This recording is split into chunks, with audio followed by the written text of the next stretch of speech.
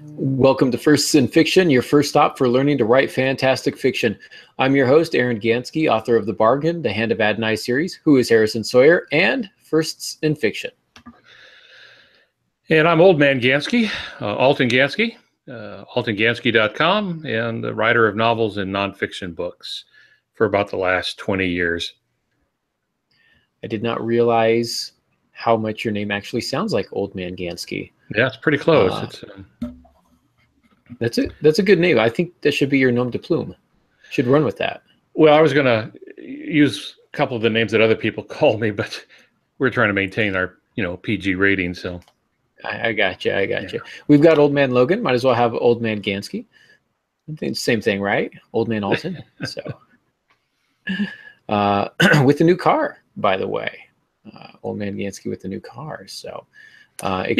Yeah, that sounds like a lot of fun. Everybody's excited I got a new car. They don't realize is the other one was so dead that I have to. Yeah. It's not exactly a fun purchase. It was more a necessary purchase, but my back was against the wall, so yeah, that's just life. It's hard to survive without a car. I like it, so it's not excellent. I've been on the side of the street too many times. I'm getting too stinking old to stand out. And what lately has been as high as 110 degrees. Waiting for a tow truck. So about the fifth time that happened, and after, $4,000 of investment into it, I thought I'm just pouring money down a hole here. 100 and hot. Yeah.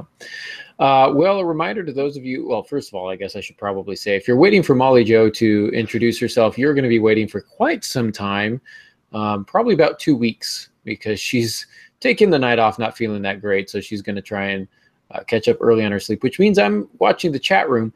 And when I say I'm watching the chat room, what that means is I'll scroll through all the comments at the end of the show. So if you don't get an immediate answer to your questions, just be patient. We'll get there eventually. But I do want to remind those of you listening to the audio-only podcast that you can see us live, 6:30 p.m. Pacific Standard Time on Tuesdays, every other Tuesday to be precise. Or you can watch us on YouTube at your convenience, which is always nice. You can add us to your Google Plus circles, to Facebook, to Twitter. That way you can get some notifications. Don't forget, if you are watching us on YouTube, please hit that thumbs up button. Go ahead and subscribe to us. Maybe share with your friends. That always helps us out quite a bit as well. So there you go. Shall we jump into it tonight, Pops? I think so. All right. I don't think we have any announcements. If we do, Molly usually handles that. So probably don't remember much of it. Anyhow, so Bill Giovannetti, Bill asks via Facebook, how do you write yourself into novels? Which I think is a pretty fantastic question. I believe it was Tosca Lee that says that there's always a part of us in our characters. And I've thought for a while, that I'm not the writer that does that. I actively try to not write characters who are like me. But I will concede that each of my characters probably has some aspect of my personality. I mean, it'd be almost impossible to completely divorce yourself from the characters that you're creating because you have a particular worldview.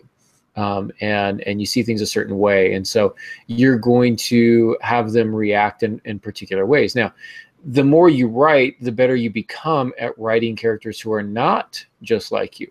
I can usually tell a new writer by their characters because all of the characters are the same and they are all exactly like the author. And for me, that's a real shortcoming in fiction. That's a real fault. It's kind of the mark of a new writer, and you want to move beyond that. So for me, Bill, what I do is I try and actively separate myself from my characters. I try and think of ways that they can be different. I might write about a character who loves, canned hot spinach, which makes me retch. But maybe they like it. So I try and think of things that I don't like that they do. I try and think of situations I'm uncomfortable in that they really like, that they seek out, and try and find ways to balance that. So not every character is exactly like me. But I would agree that there's probably an aspect of my personality in each of my characters.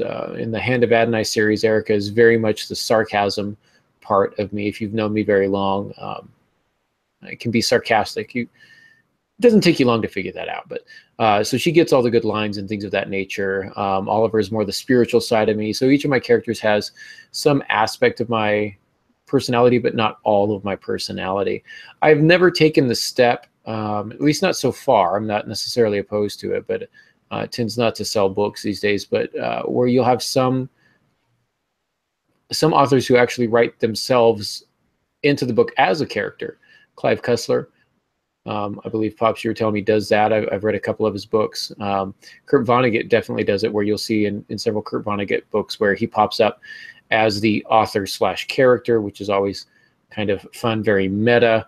It's typically considered an authorial intrusion. Most publishers are not fans of it, and they don't like it. But I guess when you're Clive Cussler or Kurt Vonnegut, you kind of do what you want.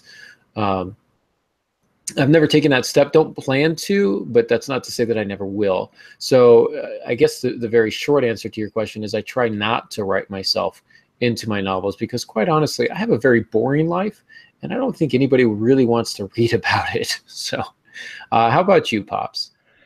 Yeah, I don't write myself into the stories, and I think some people make mistakes by assuming if there's a character that has a spiritual side that's reflecting my spiritual side, or if there's a character that likes a particular sport and I happen to like a particular sport that I'm writing myself in. That's not true. You can say that about anybody. Go to any group, stand up at Starbucks and say, anybody here like baseball? And you're going to find a few people that like baseball. You're going to find some that don't. So we're not really writing ourselves in. If by writing ourselves in, if we're doing the Clive Cussler, Alfred Hitchcock, Stan Lee in the movies, it was all kind of cute to see Stan Lee pop up in these, like the latest Spider-Man movie, and the stuff where he makes a very short cameo. And that's just a wink at the audience. Same thing in books when Clive Cussler does it, he's winking at the reader. And if your numbers are good enough and you have enough people coming along to do stuff like that, you can get away with it. It's kind of fun. So I don't really have a problem with it. I've just never felt comfortable about it, because I've always felt that as a writer, my job is to tell the story, not try to get myself seen. I prefer, and I think the best writers are this way. They don't want to be up front. They want the story to be up front. And even if they become famous, you become a Stephen King or something like that, you find that when it comes to the story, they're more concerned about the story than they are what people think of them, or getting seen or getting attention. So I've never been very good about that.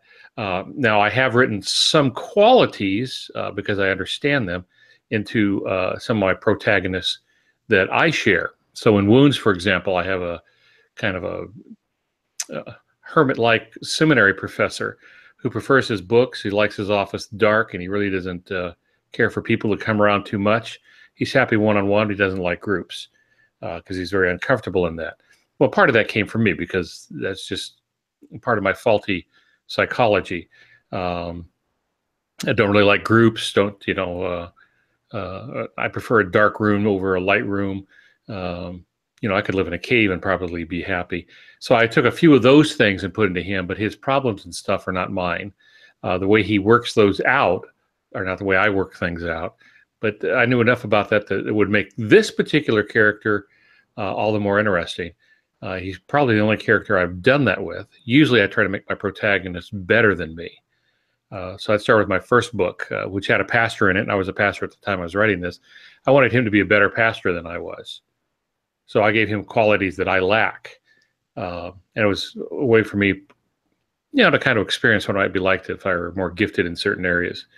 So there was maybe a little psychology there, but no reader's ever going to pick up on that. So short answer is I don't write myself into any of the stories. Yeah, you make some really good points there. I like the point that you make about making your protagonists better in some way, looking up to them, which can sometimes be a challenge. I think one of the best things that happened to me is writing the bargain from the first-person point of view of a non-believer, and I had a mentor at the time who was reading my work that was also not a believer.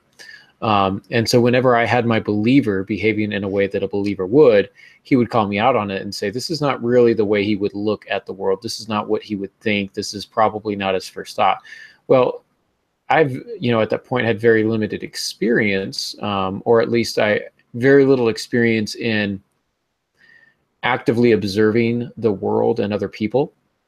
And so naturally, again, I was a new writer, characters tended to think and act in the way that I would.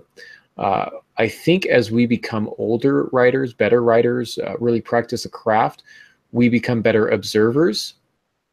And so, Pops, it sounds like one thing that you're kind of saying is you imagine attributes that you lack that your characters might possess, and you put those together to see how your characters would behave in a particular situation.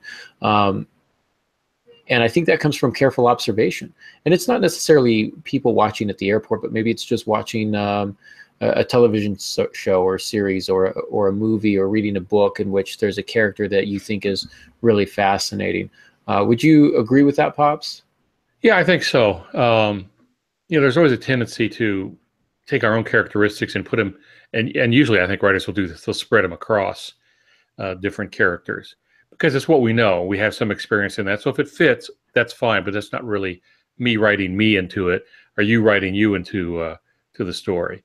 And then sometimes you're going to have characters who are nothing like you. I've had several books that I've done where the lead protagonist, the hero, is a woman. Well, what do I know about being a woman? So I had to ask a lot of questions, and I had to, I knew nothing about the terminology women use, especially when it came to things like clothing. So your mom took me into a woman's shoe shop and began to say, okay, those are pumps, and those are spectator pumps, and those are mules, and try to bring me up on the lingo. And mostly what I did is I let her read it and tell me where I was wrong. And then my editor had a woman editor, which was very much what I needed. And she would occasionally say what one of your editors said to you, and said, no, the woman would not look at it this way. She would think this. I have to go back and make a change in that. So sometimes you have to pour a lot of work into making your characters real, and they may be nothing like you. So I like my characters just to stand on their own. We'll probably share some qualities because we're humans. In my mind, my characters are real. And I want them to appear real, so they're going to have something that's familiar to all of us. So there's that. Agreed. There you go. I think we wrapped that up pretty tightly. Nice little bow on that. So thank you, Bill, for sending that question in. And again, if you got your own question that you'd like explored here on the podcast, you can do that through aarongansky.com. You can also do it on Facebook, Twitter, however you want to get in touch with us. Social media, that's a good way to reach us. And we kind of keep track of them, and sometimes it takes us a few weeks to get to them because we've got a backlog of questions. But I will, if you contact me through the website, I always give you an answer right away. At least my answer. You got to wait for Pops's answer, but you at least get my answer. So the way to get through that roadblock, I think, Aaron, is for them to do it the old-fashioned way and write you a letter, mail it to you, put a $20 bill inside, and they'll put them right up at the top. That has been known in the past to make a difference. I've noticed a bit of a correlation. I've been doing some charting and some graphing, and it does seem that the more money is in the envelope, the quicker we actually get to the response on the live podcast. So it's the way of the universe. Yeah. So we do accept bribes. Now, I'm partially joking. Don't send me money. It's fine. Now let's get to you can send Pops the money, and then we'll bump it up for you. How about that?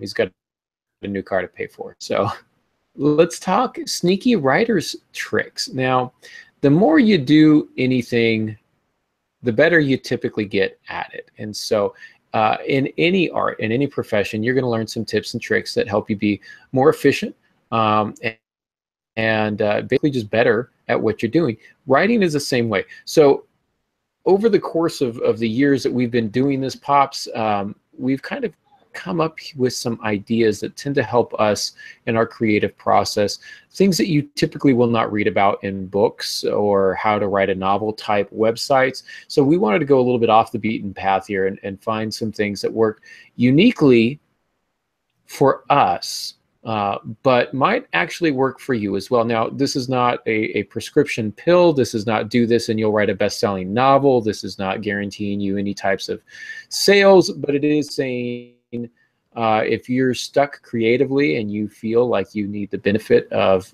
stretching your wings and trying some different routines, maybe look into some of these and see if it helps improve your process. So with that in mind, my first tip is soundtracks. Now, we really could expand that to just simply say music. And we've actually done an entire cast on this, done several. I've done some blog postings and stuff. The most precise one, the most specific one with the most detail and information is in the show notes. There's a link there in the show notes. But if you just do a quick search for on aarongansky.com for music to write by, or just search music, you'll see a bunch of them pop up. But I like to have music on when I write. I really enjoy it. Sometimes it's film scores because they don't have words typically. Sometimes it's my favorite bands. Sometimes it's classical. A lot of times I'll listen to radio, like Google Play Radio or Pandora or Spotify or something like that, so I don't know what's coming up. And I just put it on, quietly. I've listened to things like dubstep.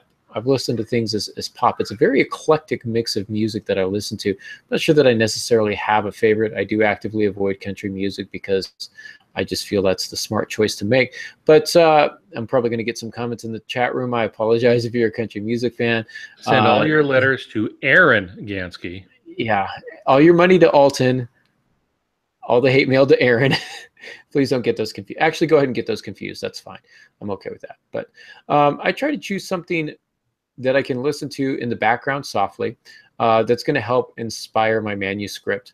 For Hand of Adonai, whenever I was writing those books, I was listening to a band called Me Without You, all lowercase, all one word, MEWITHOUTYOU, Me Without You. Not everybody's cup of tea. They're kind of experimental, very unconventional, but I just really, really love specifically their lyrics.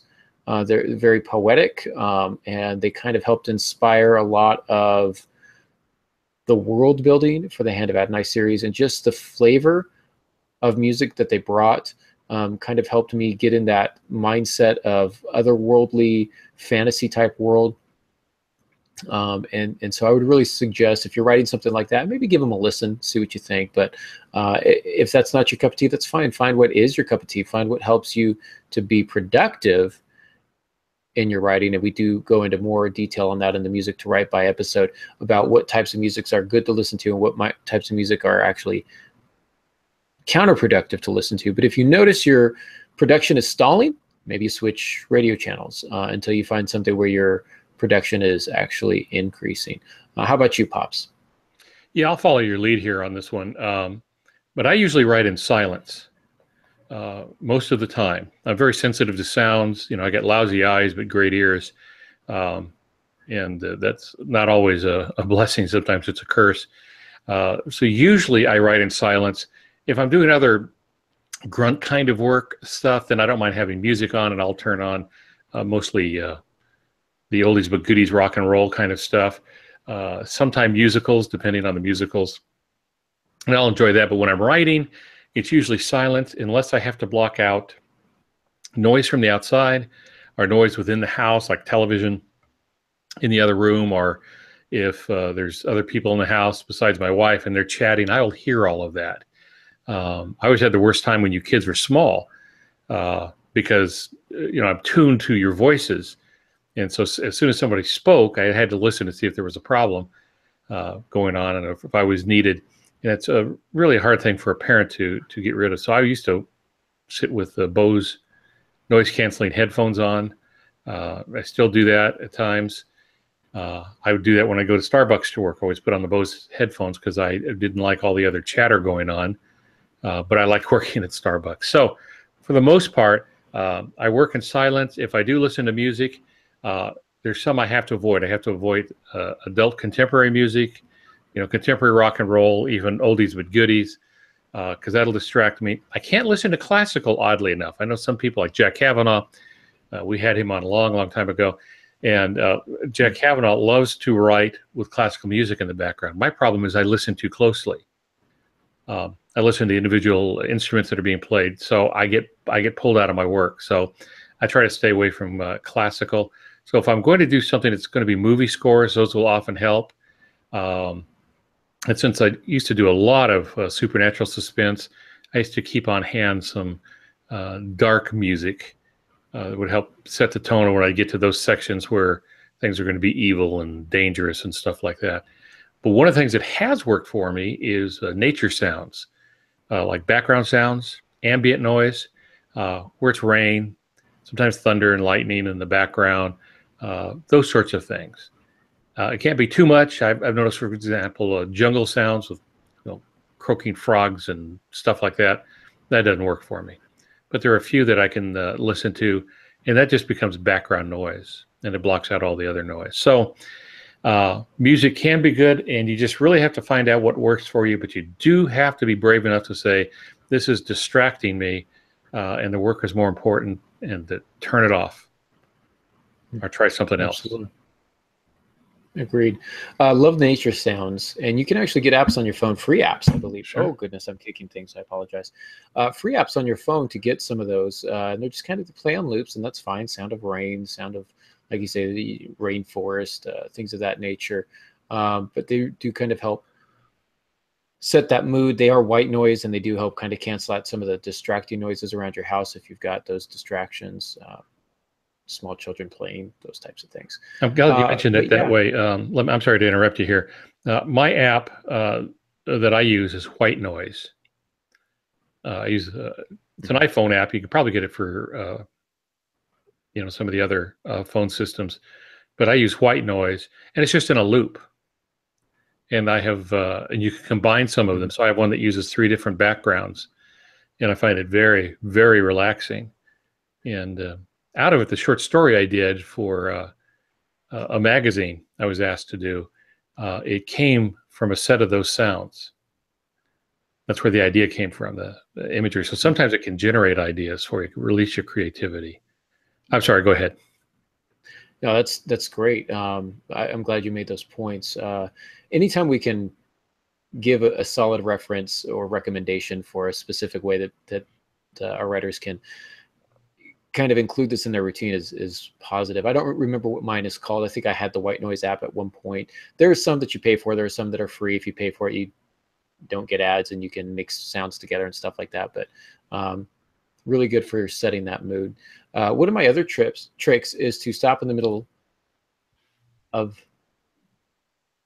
a sentence. You see what I did there? I see what you did there.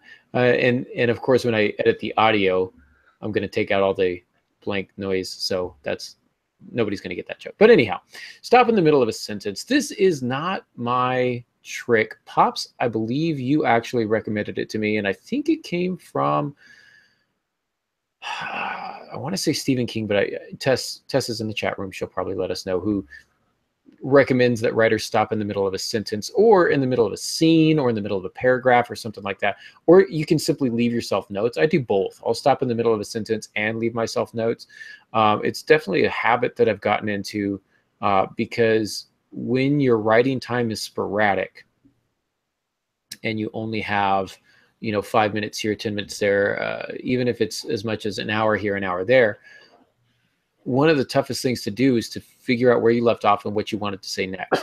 And so leaving yourself notes, or just stopping in the middle of a sentence, because then you read it and you know how it's supposed to end, and that will help kind of jumpstart you. This will really kind of get you going quicker. And that way you have less time at the beginning trying to remember how did I want to take this? Where was I going with this? Etc. So it kind of helps preserve your momentum. Now, I know a lot of people don't like it because it feels unresolved, and they feel like they haven't finished something, and they just want to put the period at the end of the sentence. Again, what works for you? What works for you? Just, if that's your thing, finish the sentence and just leave yourself notes. Next, my character does A, B, and C. It's just a short little outline, a bullet list, whatever you need to do to jog your memory, so when you come back, you go, yes, that's what I'm writing next, and you don't have to really plan that out. How about you, Pops? Yeah, that's really a function, and probably more closely related to intuitive writers who don't outline. And so it's a little more difficult for them to just pick up their thinking with that. Now, I have heard of that, where the suggestion is you just stop mid-sentence, and that way you get to pick up right there. I've never really been comfortable with it. I wasn't teaching people to do it. I was just saying some suggest that you do that. What I do is I go back and read what I wrote the day before, and that gets me into it. I'm going to need more than a sentence or two. I'm just not that bright. So I like to go back over what I wrote. If I wrote 3 pages or 5 pages or 10, I can do a little bit of editing as I go along, catch some of the big things I missed when I was writing, then go from there. Or I'll have my computer read it to me, because that's a different form of input. It's audio input. Instead of going through my eyes, it's going in through my ears. But again, if it works for you. Now, if you're an outliner, you already know what you're going to do next, because you have an outline.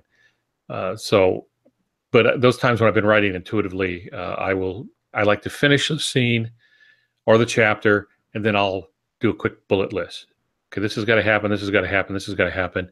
Or if I know what the next scene down the road is going to be, but I may not know what the next one is, I'll just skip ahead. There's nothing that says you have to do this in chronological order.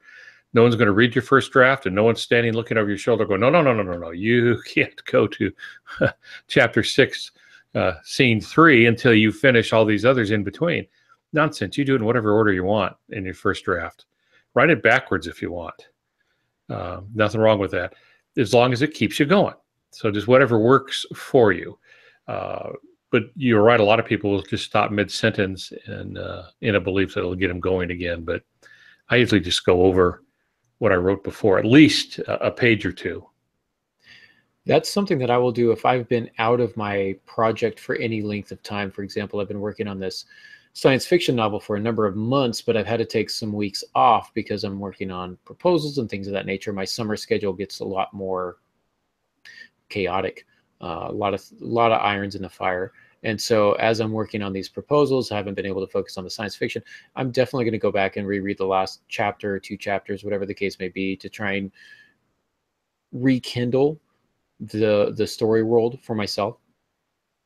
Typically, I won't do it day to day, because I find I don't necessarily need to. But if I'm stuck, then it's definitely something that I do. The other thing that I was going to suggest is, you're talking about writing non-chronologically. I believe it's Brandon Sanderson who actually writes the ends of his novels, the final scene, the final chapter first. Then he goes back to the beginning and writes all the way to that end. I did that with Harrison Sawyer. About halfway through, I was kind of contemplating and wondering, how does this end? What's the end game? What does the resolve look like? And when I finally found it, I said, oh, I got to get this down. And I wrote it down real quick. And when I got to it, eventually, I had to rework it a little bit. But for the most part, structurally, the idea was sound and it was still there. And having that ending, like you said, Pops, gives you something to aim for, gives you a goal. And as an intuitive writer, it really helped me kind of get through that murky middle. And so that's definitely something else that you can do. The other thing that I do is concept art, and that's a very fancy term, concept art. I'm not actually drawing these out. I wish I could. I did the map, the original map for Hand of Adonai, and realized very quickly that I needed a professional. And so I had a couple different people work on that. I put all the things on the map, but they just made it look like a map. I did kind of like, for the sci-fi, I kind of did a little bit of a ship design. But for the most part, I'm going to find images of StarCraft that I want to emulate. This is the lighting that I like. This is the wall paneling. This is that I like. This is the structural design that I like. Those types of things, and I'll save those in a folder. Usually just a digital folder, and be able to flip through them when I need to. It does a couple of things. Number one, consistency. Helps you remain consistent in your descriptions. I'll do it for characters as well.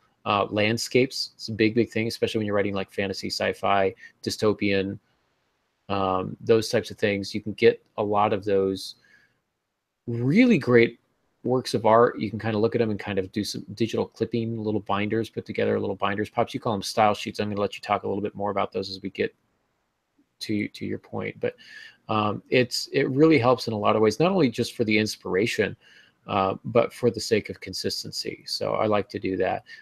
Pops, you were mentioning something about style sheets, and how do you work with those? Yeah, well, building on what you've said there, what I like to do from time to time is clip images. That's to keep the image fresh in my mind. And I used to do it in different ways. I used to put it in a PowerPoint. So if I saw a picture of someone who is closely resembles the character in my mind, I'd put that in. But if there's a special airplane, a Gulf Stream or something like that, then I'll get a picture of that and I'll put that into something. Well, I've moved away from PowerPoint, and now I just put it in a style sheet. Now, this is my style of style sheet. Just so everyone's clear, a style sheet is what a publisher uses so that everyone, all the editors in-house, do the same things. Do they, for example, use the Oxford comma? You know, we often think that the grammar usage and stuff is just cast in concrete. It's not. And it varies from house to house, so they'll use style sheets. Associated Press has a style sheet. Publishers have style sheets. They're not always the same. So what some writers will do is they'll make their own style sheet, and they'll say, these are my preferences. So, for example, you know, since I write for the Christian market, I like to have the personal pronouns of God capitalized. And one of the reasons is if I quote anything out of the Bible, the translation I use capitalizes the personal pronouns. Well, in the original language of Greek for the New Testament, Hebrew in the Old Testament, they didn't capitalize like that. So it's a translator's choice. Now, if you go to King James, for example, they're not capitalized. But it'll vary from house to house with that. So I give them my preference. This is what I want. In my style sheet, I'll also say something like, as in most fiction, incomplete sentences are accepted in fiction. Please don't correct them. One-word sentences are certainly allowable in fiction, not so much in proper nonfiction. Well, as I developed that, I then began to help the editor understand some key things. So let's say there's a particular weapon in something. I would put a picture of that into the style sheet, and I would list all the weapons so that they can do their double checking and stuff like that. So weapons and cars and aircraft and houses, you know, in cities and those kinds of things. If need be, I'd put a picture in. So I clip in that sense. I don't use art as inspiration, though every once in a while something will trigger something like that. But just finding art to motivate me doesn't work that way. I have to stumble across it. But the other stuff does help me understand what it is I'm doing and stay consistent throughout. So I create a real style sheet. Maybe one day we'll just do an episode on that, and I can just show style sheets if we haven't already done that. I believe we've talked about it. I'm not sure we've done an entire cast on it. I'll have to go back and double check. If we do, if we have, then I'll try and link that in the show notes. Okay. But yeah, you make a good point. It's almost a voice sheet. This is the type of voice, because even in nonfiction, if you want to adopt a formal voice, then maybe you say no incomplete sentences. But if you want an informal voice when you're writing nonfiction, maybe it's acceptable. And so just something to give your editors so they understand the voice that you're trying to establish, so they can edit your grammatical mistakes, but not necessarily the voice and the way that you're trying to tell the story or relay the information through nonfiction. Can be very beneficial. And you'll find that once you have a good style sheet, a personal style sheet, it's something that you can include with each of your projects. And it kind of helps save a lot of time. So you don't have to go through and create one with different editors for different projects. They can just look at what you have and then ask follow-up, clarifying questions if they have any from there. Yeah. And a lot of people may not realize this, but when an editor gets involved, they will create a style sheet. So those times I've been hired by publishers to do line edits, I create a style sheet for the book. Okay, this is the character's name. It's Aaron Gansky. He's referred to most commonly as Aaron, or Aaron G, or something like that. And the author refers to him this way. The author uses this particular kind of term. The author uses references to archaeology, and then I'll list some of the terms that are used so that they can double check those kinds of things. So I do that when I'm editing someone else's book, and then I just started doing it for books that I write. Yeah. And those will include pictures in my case, because I'm very visual. So super, super helpful if you've got one of those. And you can change the images. If you're including images, you just change the images and then you move on, and you can kind of do little character sketch sheets for your book, etc. It's a helpful tool to send to an editor, saves them a lot of time. And then if they see any sort of inconsistencies or discrepancies between that and your project, they're able to call your attention to it. I feel bad because I've made all my editors make style sheets for me. Well, I didn't make them. They did it on their own because they're good editors. But I didn't send them one. So maybe I'll work on, maybe that's another summer project for me, is creating Aaron's style sheet. Sounds like a lot of fun. Yeah, it's All right, moving on. yeah, it's better in Disneyland. Yeah, better. Fun. So where is it that I get my sarcasm? Is that from I you have no, it's or mom. You got it from your mom? mom. Okay, all right. I just want to clarify that. So, all right, moving on here. Another tip and trick. I've said it before, guys. I know you're probably tired of me hearing it, but seriously, poetry. Pops probably thinks I'm talking directly to him because I still can't get him to. Well, you read it. You read it from time to time. I wouldn't call yourself an avid reader, but you've read poems and you've appreciated them. You don't write it per se, but I don't think that you have to write poetry. I think reading poetry can really help you out quite a bit. Some quick list of names, they're in the show notes, but Amy Nez, her name's actually a lot longer, Nezakuma Hamathil, but just do Amy Nez and you'll find her, Aimee. Contemporary poet, really love her stuff. Sylvia Plath, Adrienne Rich, Elizabeth Bishop, Marianne Moore, Robert Frost. I noticed that all my favorite poets were women, and so I was like, what male poets do I like? Oh, Robert Frost, of course. Got to throw him in there. Fantastic stuff. What is it about poetry that's going to benefit fiction? I actually did a series of posts for Splickety magazine called Poetic Elements of Prose. We did some casts on them. If you want to look those up, I'll try and put them in the show notes. But just look Poetic Elements for Prose. If you search for that on aarongansky.com, they'll pop up.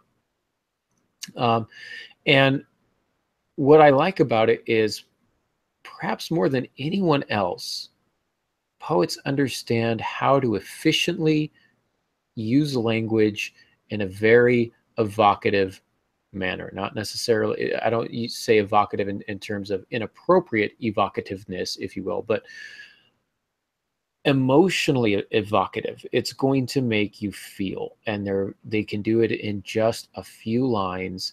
And really, poets, especially the more modern, postmodern, contemporary types of poets, have a very distinct way of viewing the world and drawing comparisons and analogies that most other people just don't see. A poet views the world in a very particular, unique way, as do, you could argue, since I'm working on a proposal about a book that focuses on a comedian, comedians do too. Writers, we need to look at the world in a very unique, individual way. And one of the ways that you can color that is by reading some good poems, to learn how to make some of these connections that they make, to draw comparisons between a feeling or an emotion and something tangible that your audience can relate to. So I would suggest maybe just a poem a day. You can do that, I believe, on, it's not Writer's Digest. You recommended one to me, Pops, that I subscribe to, and I'm drawing a blank on the name right now. But it has a poem each day. Poetry.com or poets.org. That's what it is. Poets.org has a poem of the day.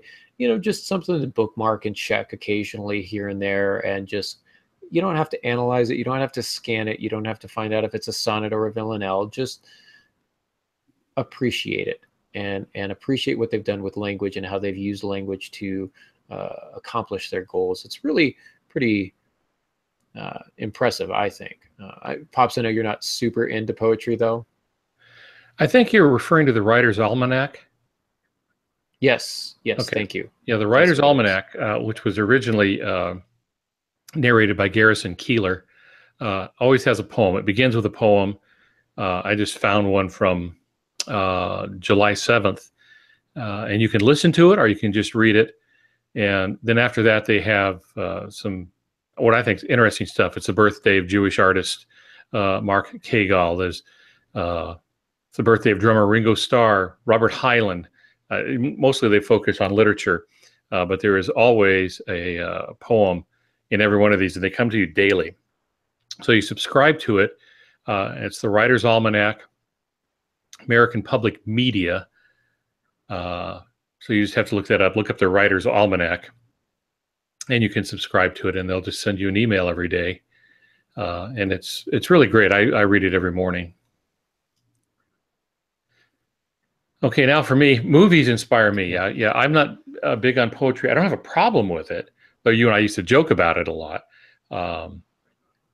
I used to always tell Aaron, poetry is what you do when you can't write a book.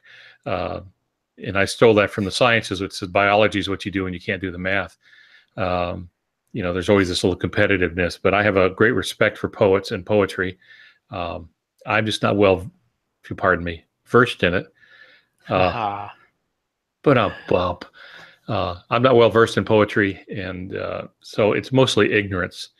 But I find movies, I know those quite well, will inspire me more than just about anything. There's something about going to a movie, being in a dark place with a story being told on a gigantic screen in front of you, that opens my creative mind and gets the creative juices going like nothing else. And it may have nothing to do with the story of the movie. It's just that I'm in that creative environment. That helps me out quite a bit. So sometimes when I get really stymied, I'll go to a movie and watch. Reading is always helpful. That's the other thing that gets me going for writing is reading. Find a good author, start reading, and next thing I know, I want to write. So I've always found that helpful in keeping my motivation going. Absolutely. I will often go see movies too, not when I'm creatively stymied, but just because popcorn. Yeah. Air conditioning. Yep. I don't care what's on the screen at some point. I'll just take a nap and eat the popcorn, and it's fine. Eat the popcorn, then nap. Don't try to do it at the same time. Oh, multitasking. It's more efficient, I find. I try and nap while I drive as well. Just two birds, one stone. You know how it goes. So another tip that I have is keep the quotes. And that's just a way of saying finding the quotes, inspirational quotes, typically about writing. You can find them in great books such as On Writing by Stephen King or Mystery and Manners by Flannery O'Connor. Man, get those quotes, blow them up, put them on your office door, put them wherever it is that you write. Bedroom wall for some of you, your office wall, at work, in the lunchroom, whatever I guess you should get permission from your boss, but whatever it takes, keep them where you can see them, read them often, keep coming back to them. They're like torches in a dark room. And when you're just really confused and you don't know where else to go, or you're just feeling a little bit low, because we all know as writers that we alternate between loving our work and hating our work. If you're just in one of those places, come back to those quotes, and they'll sometimes be enough to give you a gentle but assertive kick in the rear end to get you going. And they help remind you of the process and how you should be writing and how you should be editing. So take the ones that just really resonate with you and make sure that you can find them easily and often. Maybe they're just little Post-its that you leave on your laptop cover. Maybe you do the little sticky note thing in Windows where you can just type on your screen, and whatever the case may be, just keep them there.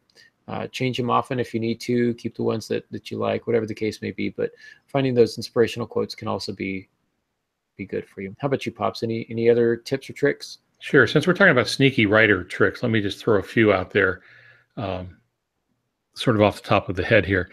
Don't be afraid to sketch things out. I often do that, especially if I get in a bind in a scene.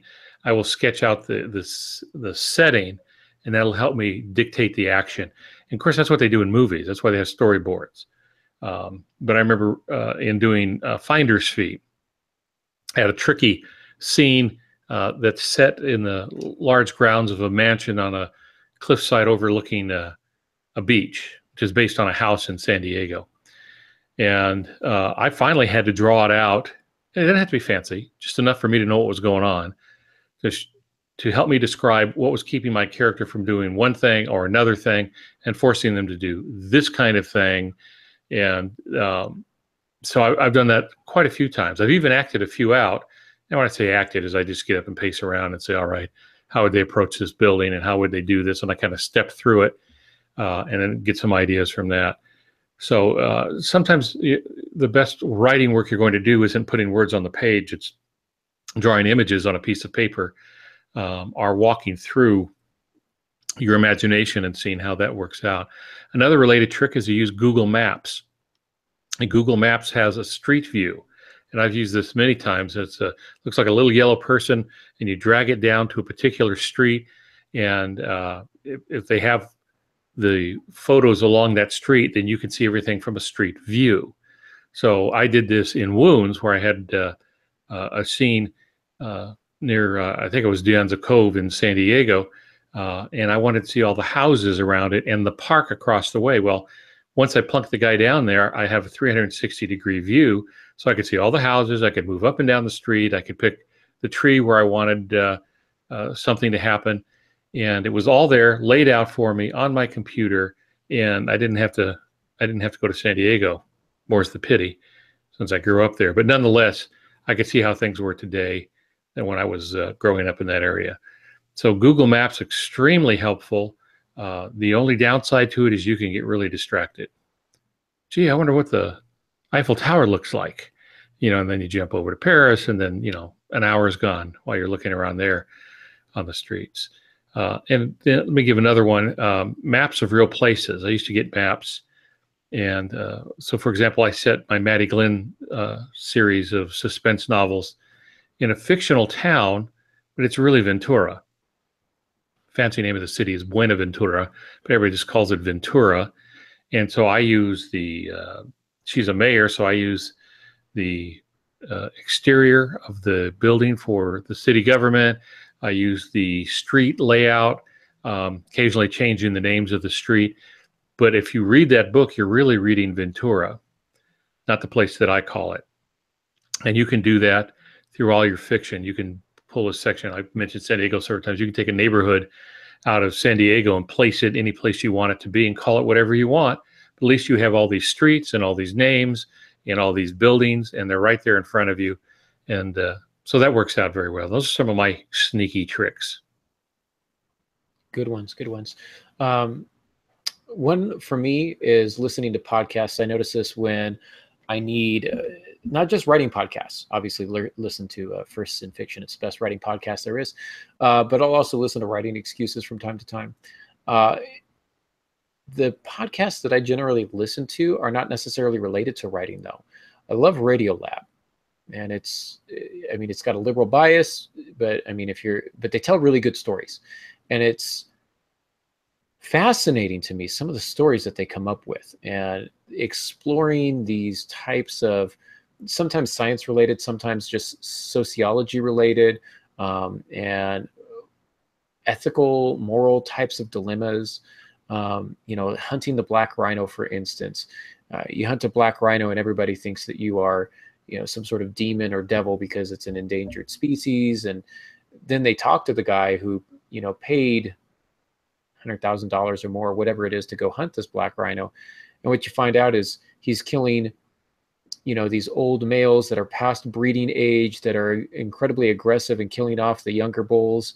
And his money is going directly to conservation, so they can protect the other ones, and on and on and on. And so what you go in thinking, oh, this guy's a murderer and an evil person. And then you come out of the thinking, well, now I didn't realize all that was going on, and I didn't realize there was so much to it. And so they like to tell a whole story, both sides, or sometimes 3 or 4 sides, depending on the case. And it's really fascinating, great story ideas that can come from that. I listen to Welcome to Night Vale because it's fun and it's quirky. Brains On for the kids, which isn't that fascinating, but there's some really interesting things on it. And, sometimes they'll be talking about the differences between how dogs see the world and how people see the world. And I don't know, maybe that's a story idea for you, but there's all sorts of information out there. They've got one, Pops, that you might like, A More Perfect Union, or I think it's just called More Perfect, and it's about Supreme Court cases, and they tell the story behind Supreme Court cases and the legalities surrounding the issue of some of the major court cases that have come through the century. There's just a wealth of podcasts out there, especially if you've got a commute. Make use of your time. Maybe it's audible.com, or maybe it's just some of these podcasts that kind of help to inspire your imagination. I think it's a wealth of resources there for you to make use of if that's what works for you. Well, I'm not so sure I like the idea of this guy going off and killing the old guys. I'm just going on record right now and saying that I don't think we should talk about whether or not you're past breeding age. We're just going to not not shoot the approach old that. rhinos, All righty. Well, yeah, Yeah, podcasts we'll move are on. good. You can get a lot of information from that. I like to listen to the Jefferson Hour, and then for humor, I like Wait, Don't Tell Me. It's very political, but the truth is they pick on who's ever at the head of the government at the time. So they're having a good time these days, but they've always been that way. And it's just a comedy, but it's a lot of fun, but it does make you think. The last one I'm going to give is this. The most effective sneaky writer trick is to put your butt in the chair. It isn't especially clever, but you just put your butt in the chair on a regular basis and start writing. Now, if you don't have time to write a bunch every day, do what John Grisham does. I just recently heard him talking about that he does one good page a day. You think, well, that isn't much. But if you do that every day, you have a book every year. And you have a substantial book every year, over 100,000 words, just doing one page a day. I typically, when things are going well, can write 3 to 4 pages an hour. So, what's to say I couldn't do 3 pages a day? It's up to your own schedule and what you're able to do. But the idea is write something every day. James Scott Bell sits down, and one of the first things he does every day is write 500 words. Before he does anything else in the day, he does his first 500 words, then he goes off, he gets ready, he has breakfast, he does stuff like that. But because if everything goes bad, at least he knows he's got 500 words done that day. And that'd be about a page and a half, 2 pages, depending what you have your font set at. It's 2 pages on a typewriter, and it's probably a page and a half on most computer if you're double spaced, proportional font. So, but anyway, if you do even just a small amount, 1 page a day, you will get a book every year. Yeah, I agree. Not super sneaky, but you'd be surprised how many writers think they're going to finish a book and not actually write it. They're just waiting for it to magically write itself. But they got that idea, but they're not willing to sit down. So not very sneaky, but it is probably the most efficient way to write a book. Probably the only way to write a book is to sit down and actually do it. Well, that is our show. In 2 weeks, July 25th, rather. We're forward in time, January. I don't know where that came from. July 25th, we're going to talk about writing edgy fiction. So that should be a lot of fun. Don't forget to ask the author. The chat room, Molly's not here. I've been kind of keeping an eye on it. Not a lot of questions, though. Pops, Dave Fessenden does ask if Santa Rita is a real California city or if you made it up for the Maddie Glenn series, but I think you had already said that you made that up. Yeah, based it on Ventura. It's Ventura in disguise with a little Santa Barbara thrown in, and that's one of the fun things is you can make changes. Who's going to correct you? It's a made up place, which is really the easiest to write about if you make up your own place, but base it on something real, save you a ton of time. Yeah, but Santa Rita is not a California town that I know of, at least not right on the ocean like this one is. And so the name is made up, but it's based largely on Ventura, California. Yeah. All right. North Chester is a fictional town in Minnesota. So from Hand of Adonai series. Who is Harrison Sawyer is real cities. The Bargain is a fictional town based largely on desert towns around where I live. So I did kind of the same thing there.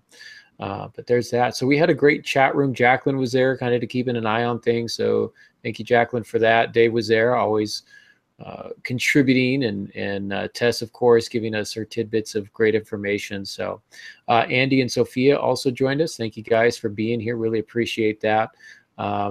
Sorry Molly wasn't here. We do hope she'll be back in a couple of weeks. Hope she's able to get some sleep and feel better.